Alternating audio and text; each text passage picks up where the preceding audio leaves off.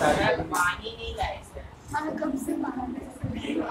अच्छा सुनो, तो बोले थोड़ा ध्यान से सुनो।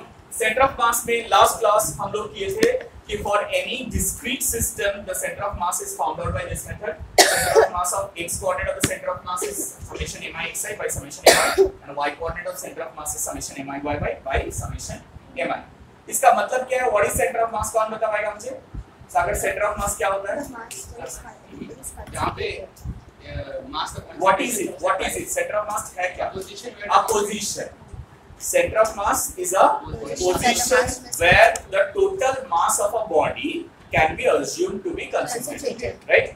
पूरा एक body का mass जो point पे concentrated होता है, that point is called the center of mass of that body. So center of mass is a position. So how do you find out the position for discrete mass system? This is the formula. For continuous mass system, this is the formula. But for continuous mass system, we didn't derive any center of mass. कोई center of mass का sum हम लोग नहीं किया था, right?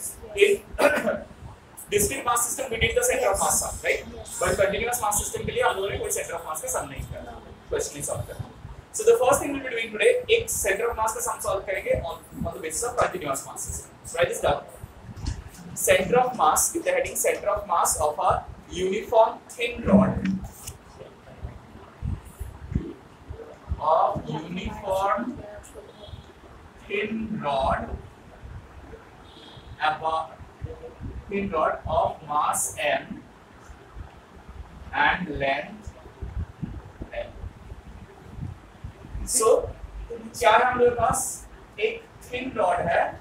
thin rod मतलब जिसका breadth matter नहीं करता है, सिर्फ length मैटर करता है, जिसका length दिया हुआ है l और mass हम लोग को दिया हुआ है m, ठीक है?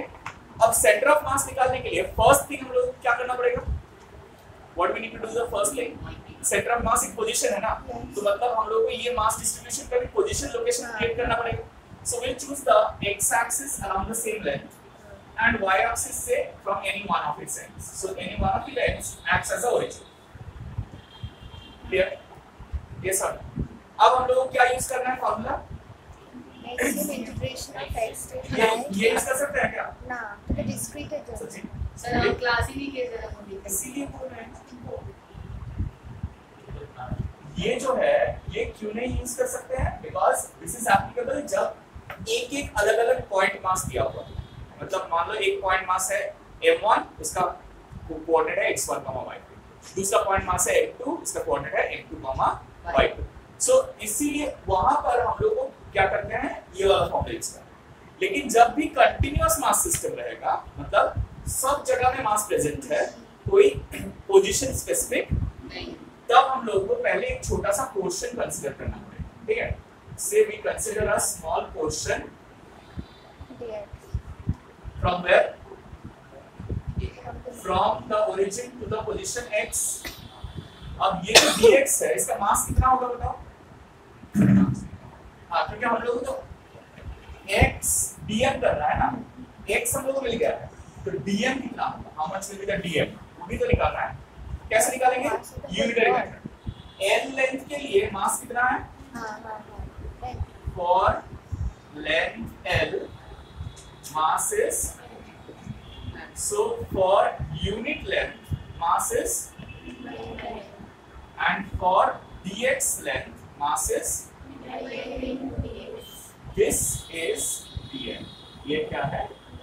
mass of the elemental part, ठीक है? So जल्दी से लिखो, write this down। ये वाला डायग्राम पहले ड्रॉ कर लो, फिर हम बताते हैं जल्दी से। अच्छा यहाँ पे लिख रहे हैं, तो ध्यान से लिखो। ये first will be, first you draw this diagram and then say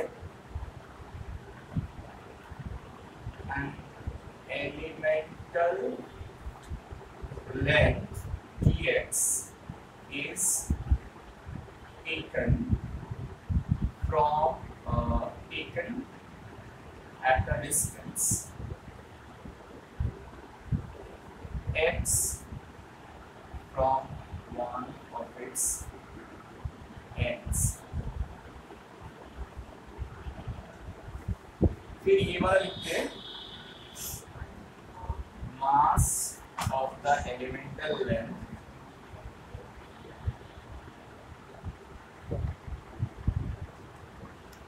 dm is equal to m by L dx. So elemental L माने small portion. हाँ, elemental length माने तो छोटो length.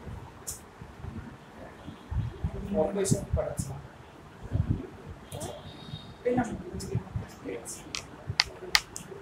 वैसे लिखा है राहुल यहाँ से राहुल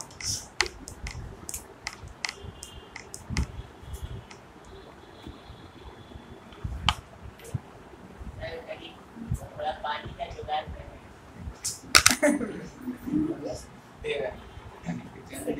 अब therefore एक सेंटर ऑफ मास का फॉर्मूला क्या है? Integration of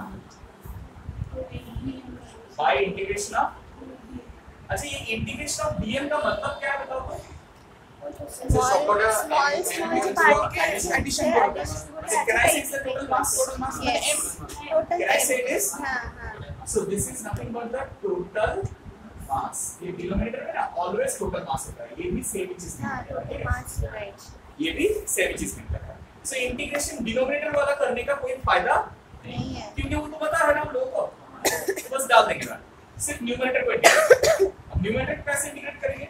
integration of x करेंगे dm. ये क्या है? m by l dx. Right. So this is m by l dx. और इंटीग्रेट हम लोग कहां से कहां तक कर रहे हैं? एक एंड से दूसरे एंड तक. सो स्टार्टिंग को 0 लेते हैं. तो ये वाला पॉइंट क्या हो जाएगा? If I take this point as 0,0, on this point भी l,0. So यहाँ पर इंटीग्रेट करेंगे 0 से लेकर कहाँ तक? और डिवाइड करेंगे टोटल मास. बोलो किसको समझ में नहीं आया? कौन सा पार्ट? हो जाएगा setup? Any doubt? Anyone ask me? अभी पूछ लो जल्दी से. ये समझ में नहीं आया? अभी तो बोला यूनिटरी मेथड. अरे l लेंथ का पूरा रॉड का मास m है. तो यूनिट लेंथ का मास कितना होगा? m by l. तो dx सिर्फ dx लेंथ का मास कितना होगा? m by l into dx. हाँ, क्योंकि ये सिर्फ छोटा सा पोर्शन का मास है ना. तो इसीलिए वो छोटा सा पोर्शन का मास ही dm है हम लोग. समझना है? सो वो यहाँ पर डाला x dm का value and then x dm को हम लोग इंटीग्रेट किया. ठीक है. अब देखो यहाँ पर m by l कांस्टेंट है, वो क्या हो जाएगा? एरियाज पे m by l और नीचे डिवाइड बाय m है, वो कैंसिल हो जाएगा. बाद में कर लेंगे.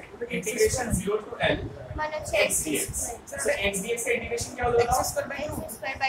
सो m कैंसिल हो जाएगा. यहाँ पर 1 by l रहेगा. x square by 2 but it will have limits. 0 से L. So it will be L square. x square by 2. हाँ? मैथमेटिक्स का पावर हो जाएगा. n square minus 0 square. You know how to put the upper and lower limits? Upper limit एक बार x की जगह में डालते हैं, फिर lower limit एक बार x की जगह में डालते हैं. So this will be l square by 12. So l by it will come out to be l by 2. So what is this xcm? Now what about ycm?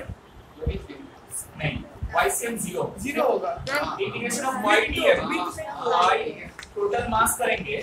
तो ये कोई भी पॉइंट पे on the x axis, you know y coordinate is? You all know this? तो y coordinate 0 हो जाएगा. तो ये क्या हो जाएगा? 0 by m, which is 0, right? ycm will be 0. So xcm will be l by 2 and ycm will be 0. That's it.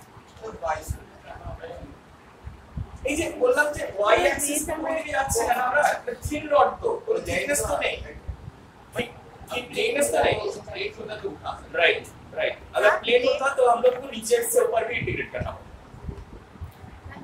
समझ आया? This is clear to all of you?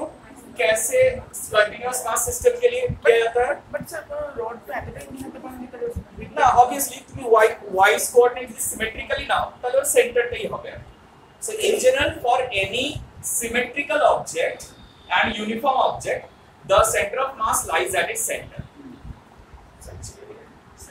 कोई भी symmetrical object के लिए उसका कहाँ पर रहता है? उसका center. उसका center of mass उसका center पे रहता है. अगर वो uniform होता, non-uniform होगा तो center of mass में center में नहीं रहेगा. जिधर ज़्यादा mass distributed होगा, center of mass उधर shift होगा. हाँ? क्वेश्चन? मतलब कि अगर एक सर्कुलर बॉडी को होगा तो उसका एंड में रहेगा मास ना ऐसा कोई बात नहीं है। सेंटर ऑफ मास, एक बॉडी कैसे मूव कर रहा है सेंटर ऑफ मास उसके ऊपर डिपेंड नहीं करता। एक बॉडी का मास कैसे डिस्ट्रीब्यूटेड है उसके ऊपर डिपेंड करता है। मान लो एक रॉड है जिसका एक साइड मोटा है और दूसरा साइड पतला है, तो उसका सेंटर ऑफ मास किधर रहेगा? नहीं, हल्का बीच में नहीं रहेगा। मोटे अगर मोटा होगा तो उसको बीच में बैलेंस करने की कोशिश करोगे ना, वो बैलेंस नहीं होगा, गिर जाएगा मोटा वाला साइड। मोटा वाला साइड में ज्यादा मास है ना, तो उसका सेंटर ऑफ मास उधर शिफ्टेड रहेगा। Would you understand me? जिधर मास डिस्ट्रीब्यूशन ज्यादा होगा सेंटर ऑफ मास उस साइड में ज्यादा शिफ्ट हो जाएगा। सर्कुलर मोशन মানে এটা centre of mass is in the middle only centre of mass के ऊपर अपन जो है इट गॉट बैलेंस्ड। Right.